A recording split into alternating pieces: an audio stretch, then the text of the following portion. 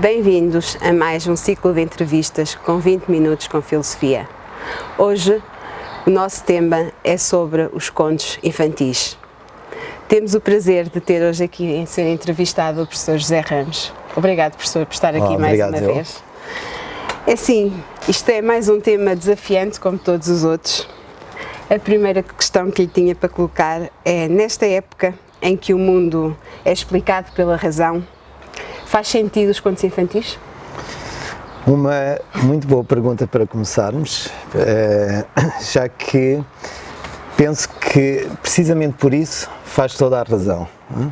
Ou seja, que o facto de hoje vivermos num mundo onde a razão tem primazia sobre a nossa forma de nos relacionarmos com o mundo, de o entendermos, nos tentarmos entender a nós próprios também através de um modo racional, é necessário darmos um pouco de espaço à magia, um pouco de espaço a uma dimensão da nossa vida que não é simplesmente a da razão. Nós somos uns seres muito vastos, complexos e que nos podemos relacionar e nos devemos relacionar com a vida de várias formas. E os contos infantis é um caminho para podermos nos entender e poder entender o mundo à nossa volta de uma outra forma, de uma outra linguagem, de um outro olhar, que espero que depois desenvolver, entretanto, mais à frente com algumas outras perguntas, mas é um mundo que trabalha com o lado onírico, com o lado do imaginário do ser humano e especialmente com as crianças e que ajuda a desenvolver-se trabalhando com outro lado nosso, trabalhando com uma outra expansão da nossa consciência que não simplesmente restrita ao mundo da racionalidade.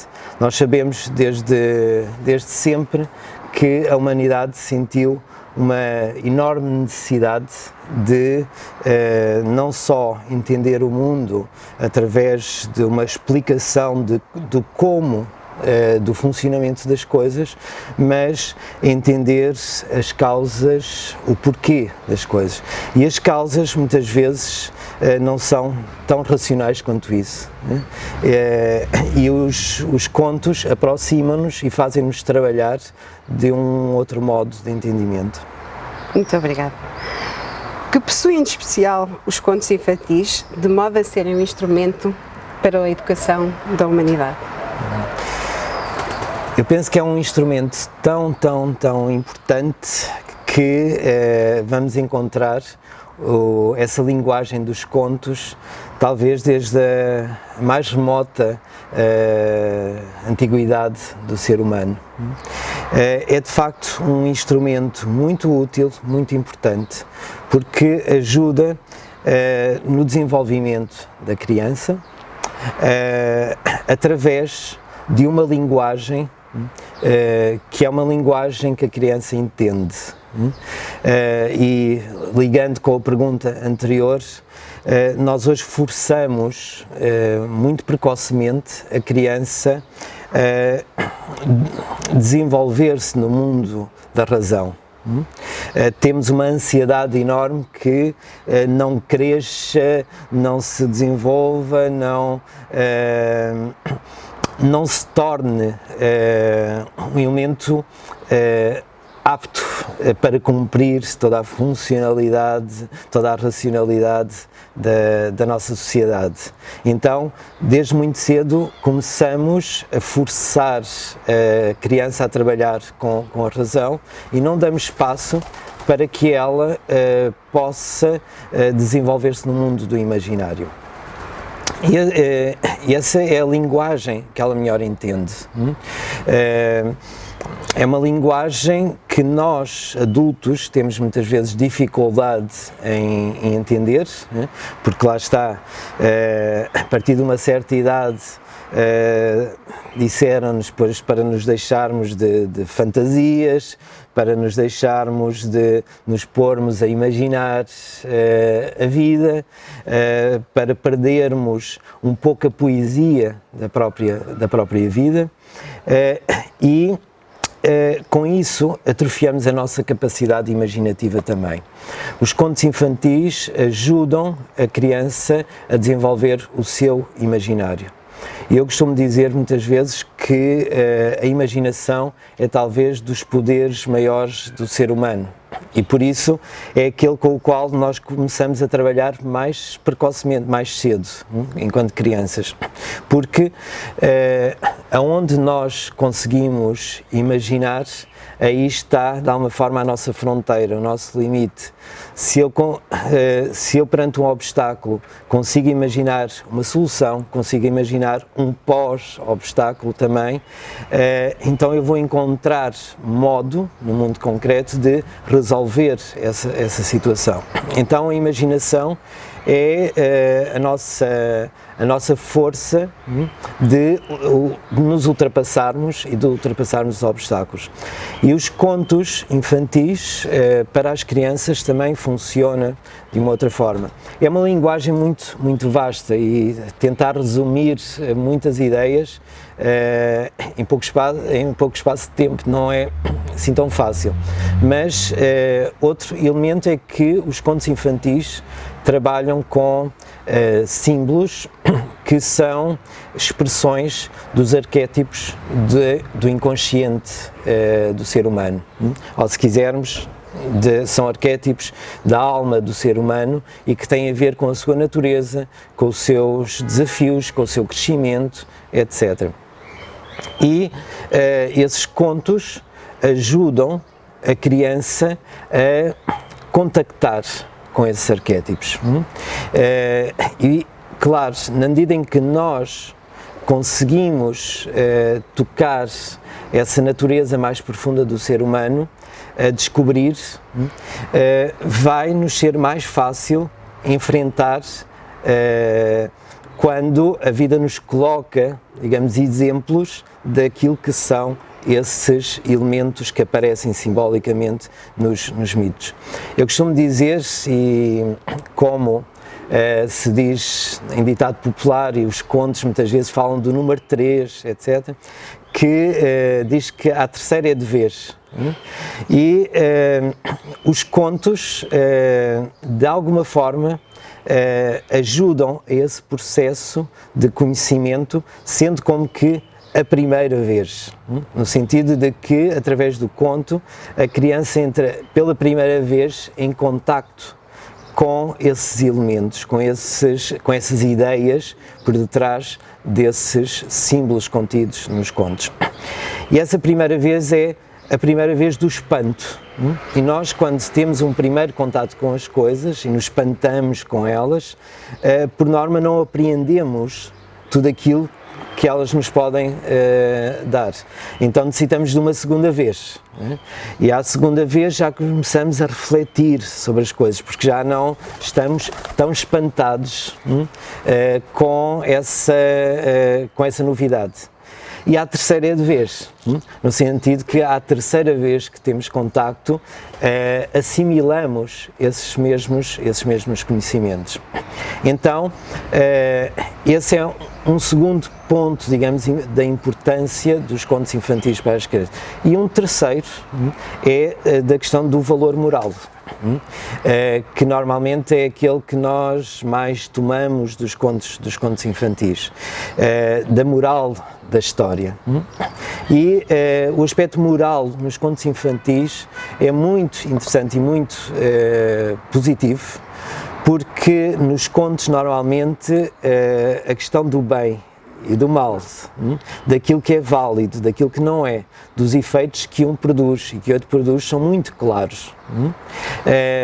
E as crianças necessitam de claridade das ideias, porque elas estão-se a estruturar. Ou seja, as crianças, a coisa pior que lhes podemos fazer é dar ambiguidade, hesitação, dúvida, etc.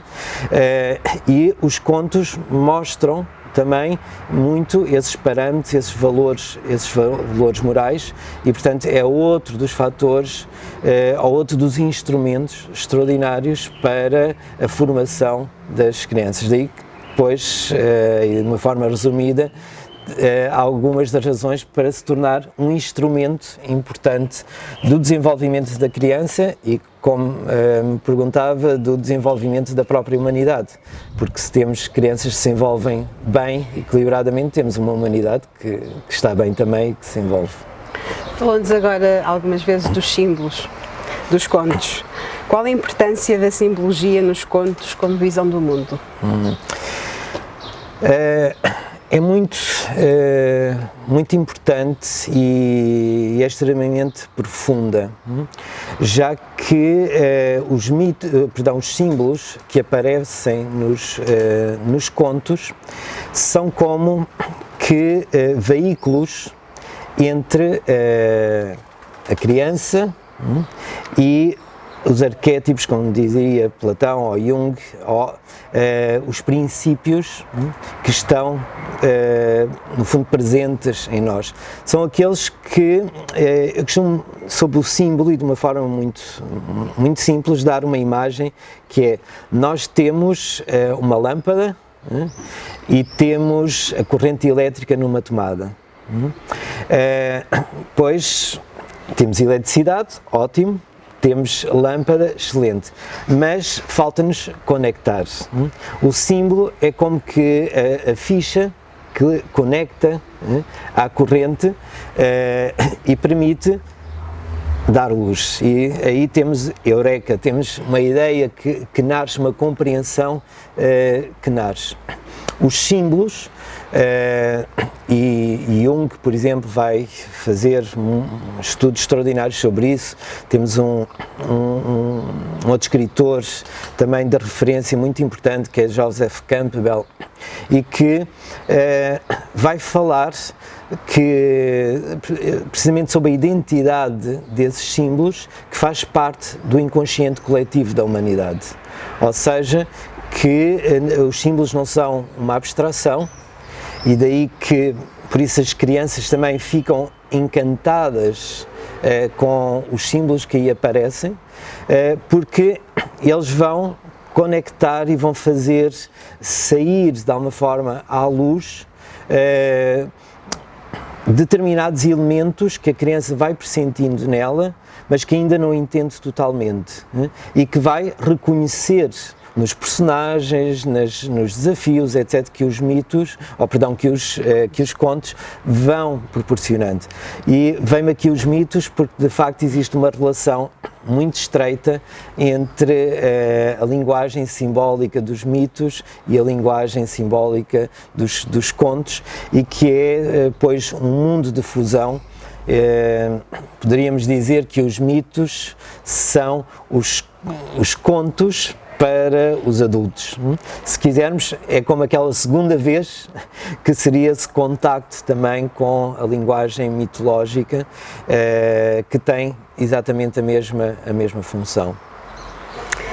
Existe então um conteúdo filosófico por detrás dos contos infantis? Sim, existe um conteúdo muito filosófico por detrás dos contos infantis. Caso neste momento estou a escrever sobre os conteúdos filosóficos de alguns desses contos infantis, porque de facto são de uma riqueza enorme. Podemos encontrar muitos ensinamentos sobre, e quando digo da filosofia, no sentido do entendimento de nós próprios e do entendimento da vida à nossa volta. Muitos desses contos são riquíssimos em mensagens de filosofia. E der-se a perguntar, e foram escritos exatamente com esse propósito, ou seja, pensou-se na mensagem filosófica e a partir daí procurou-se encontrar símbolos, elementos que permitissem transmitir essa filosofia? Eu penso que não necessariamente, porque a filosofia não é uma abstração racional. A filosofia tem a ver com o nosso modo de compreender a existência e, portanto, de integrarmos essa compreensão em nós. E quando a integramos, naturalmente, quando falo de algo, esses elementos acabam por estar presentes. Então, penso que esses contos acabam por nascer naturalmente de uma filosofia de vida. Não uma filosofia de universidade, não uma filosofia de estudo, mas de uma filosofia de vida. E que naturalmente se revelam nesses elementos simbólicos dos contos, já que a melhor forma que nós temos sempre para explicar algo profundo, algo intenso, é utilizar um símbolo. Isso é o que faz, por exemplo, a poesia. E porque é que a poesia é poesia, não é? Porque nos diz as coisas racionalmente. Aí teríamos um tratado sobre algo, mas não uma poesia. A poesia utiliza também uma linguagem simbólica e que é a forma de não limitar as coisas. E, portanto, o símbolo também tem essa função, não nos limitar a explicação, o entendimento das coisas, mas que a vivência de cada um de nós, e esse é também o aspecto dos contos para as próprias crianças, que a vivência de cada um de nós, os desafios que cada um tem, os possa reconhecer na sua própria dimensão e na sua própria medida. Eu se falo sobre, sobre a liberdade, para mim a liberdade pode estar contida dentro de meia dúzia de ideias, mas que nessa forma que eu a cerco, posso estar a não incluir as suas noções, as suas necessidades de liberdade. E, portanto, o mito abre, e o símbolo abre essa capacidade das várias possibilidades de entendimento de uma verdade, de um determinado conteúdo. Então, de facto, por detrás dos contos existe, eu diria que cada conto é um tratado de filosofia, porque aí encontramos desde os caminhos da alma, a relação do nosso interior com o nosso exterior, de como a natureza nos fala, enfim, uma infinidade de lições. Seria possível, José, dar-nos um exemplo dessa mensagem por trás do conto infantil? É possível, sim. E só há pouco disse que estava a escrever algumas interpretações de alguns contos, pois posso talvez pegar num dos contos mais conhecidos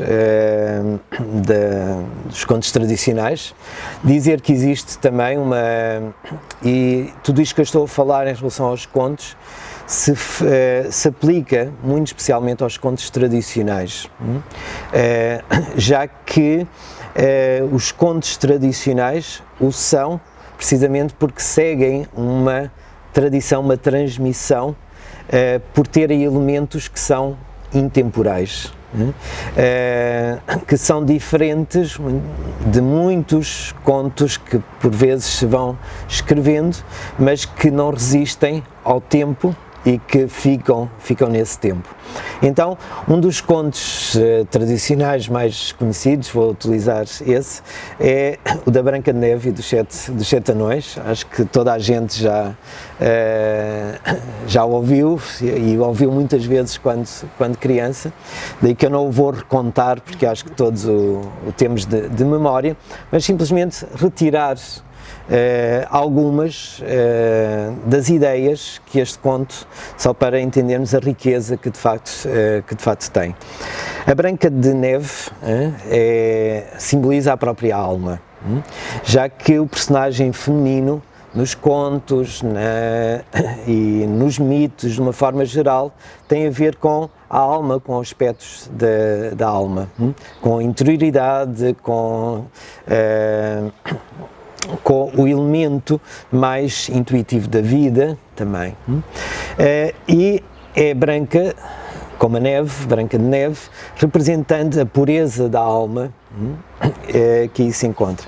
E existe uma madrasta, já que morreu a mãe da Branca de Neve, E também é interessante o facto de morrer a mãe no início, quando nasce, ou quando Branca de Neve ainda é muito, muito criança, porque é um elemento da história que aparece em muitos mitos também, que se refere à necessidade de nós nos emanciparmos, à necessidade de cortarmos o laço, de uma forma de dependência e de crescermos individualmente. E, portanto, é um apelo a essa necessidade de sair para o desafio, para a aventura que aí se estabelece. Esta madrasta, pois, tem um espelho mágico, um espelho terrível, que sempre dizia que era a mais bela, mas em determinado momento, pois, diz que a mais bela é a Branca de Neve e não ela. E este espelho, que é o espelho da verdade, o que vai dizer é que a beleza exterior pode ser muito grande, mas não há beleza superior à beleza interior, à beleza da alma. E claro, isso deixa extremamente furiosa a bruxa. É como, de alguma forma, o estrabuchar da nossa própria personalidade, que não é valorizada. Então, eu é que sou bonito, não é? Olho-me ao espelho e eu é que sou. E, portanto, ao virar-nos sobre o nosso interior, de alguma forma, é como que esta bruxa furiosa, por não lhe estarmos a dar devida importância. E pede a um lenhador para matar a Branca de Neve. O lenhador tem pena dela e abandona no bosque. O bosque, nestes contos, simboliza o mundo, a existência. Nos mitos, muitas vezes aparece como um bosque, outras vezes como um labirinto, já que a vida é um pouco isso, são vários caminhos que temos que optar, uns às vezes não têm saída, temos que voltar atrás, encontrar outro, e portanto o bosque, que também está associado com os medos das sombras, e Branca de Neve vai-lhe acontecer isso, vai ter medo de sombras, pensa que são os monstros, e depois quando se ilumina, vê que afinal são os passarinhos, são os coelhinhos, seja que são os nossos medos que transformam o mundo em grandes monstros, em grandes obstáculos, e que a Branca de Neve vai, pois, desse bosque de encontro à casa dos sete anões, não é? E essa casa, quando a Branca de Neve entra, está muito desarrumada e começa a arrumar a casa. Esta ideia de arrumar a casa também é muito interessante. A casa representa o nosso próprio mundo, também a nossa própria, sim, o nosso mundo, a nossa personalidade. E a Branca de Neve vai pôr ordem nessa casa, não é? Porque esse é o nosso problema, temos a nossa casa mental e outras muito desarrumadas.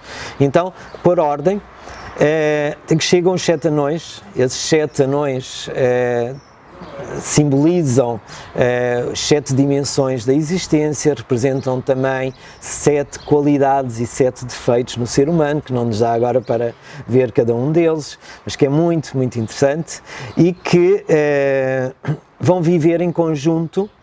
É como se a alma utilizasse para crescer esses sete elementos da vida, esses sete raios da existência.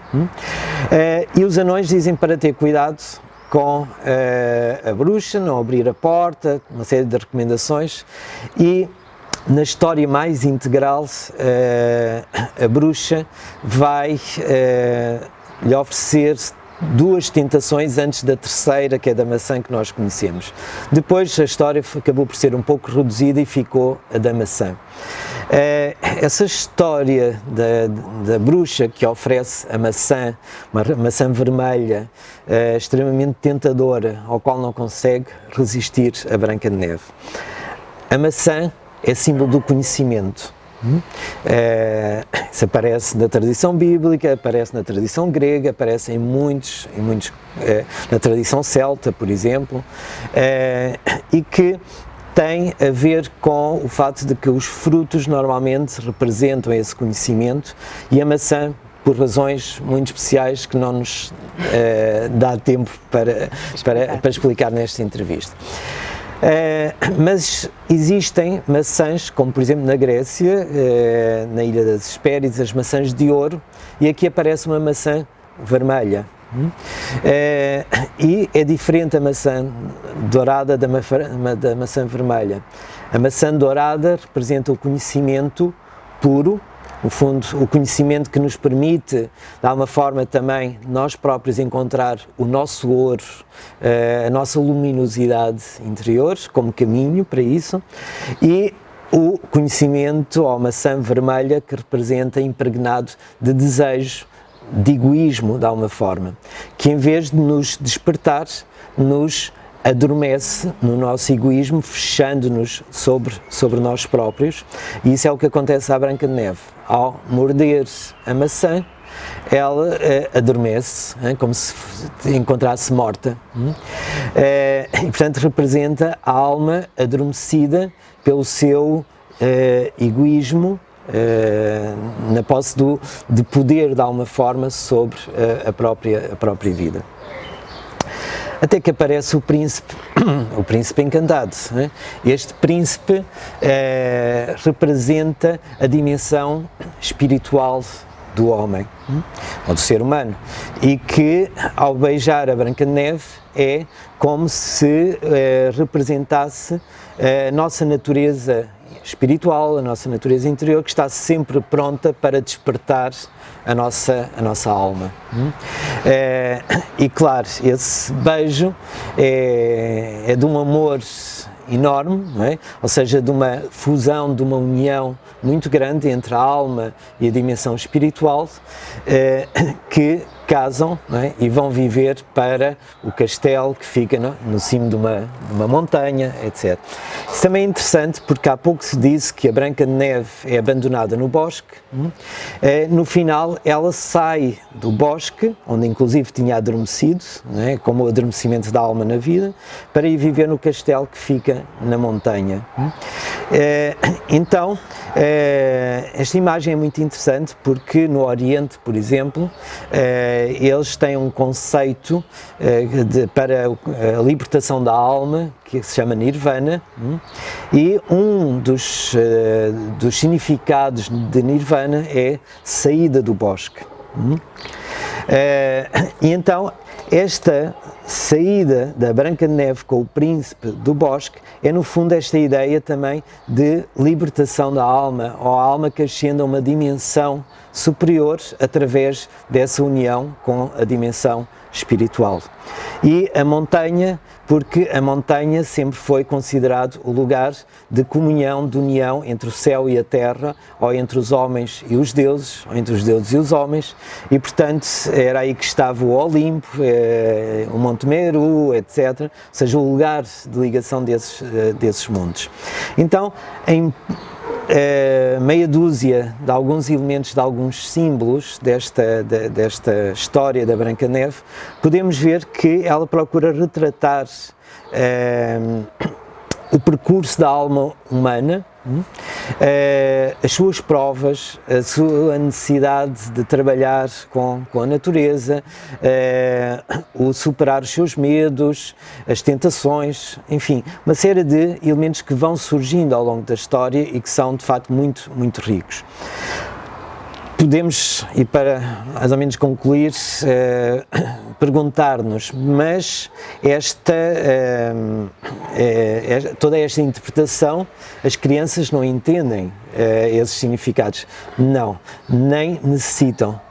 Inclusive não se deve explicar os contos às crianças, mas sim deixar que o seu imaginário trabalhe com esses símbolos, com esses elementos, e que ficarão gravados no seu interior, sob a forma nesse inconsciente, e que ao longo da vida irá reconhecer esta luta entre a beleza da madrasta e a beleza da Branca de Neve, irá reconhecer as tentações, irá reconhecer o apoio e as riquezas dos sete anões, enfim, para concluir, de alguma forma, esta entrevista também, e dizer que seria legítimo que desta explicação toda nos fizéssemos a questão de que as crianças não entendem essa explicação. Eu diria que não se deve inclusive explicar às crianças os contos, mas sim deixar que o seu inconsciente, o seu imaginário trabalhe com esses símbolos, com esses elementos. Porque mais tarde, ao longo da vida, irá se deparar com formas objetivas desses mesmos símbolos. Irá reconhecer a dicotomia entre a beleza exterior, a beleza interior, irá encontrar muitas bruxas e bruxos tentando, irá encontrar as riquezas dos setanões, nessa gruta que têm que extrair essas riquezas, enfim, irá encontrar todos esses elementos ao longo da sua vida. E, portanto, a finalidade ao sentido dos contos é dar um suporte, é dar uma base para que a vida se possa entender melhor e viver de um modo mais consciente. E daí a mensagem, essa riqueza que os contos infantis possuem. Muito obrigada, professor José. Foi maravilhoso estar aqui consigo hoje novamente. Obrigado eu. Obrigada a todos por estarem connosco. Até uma próxima.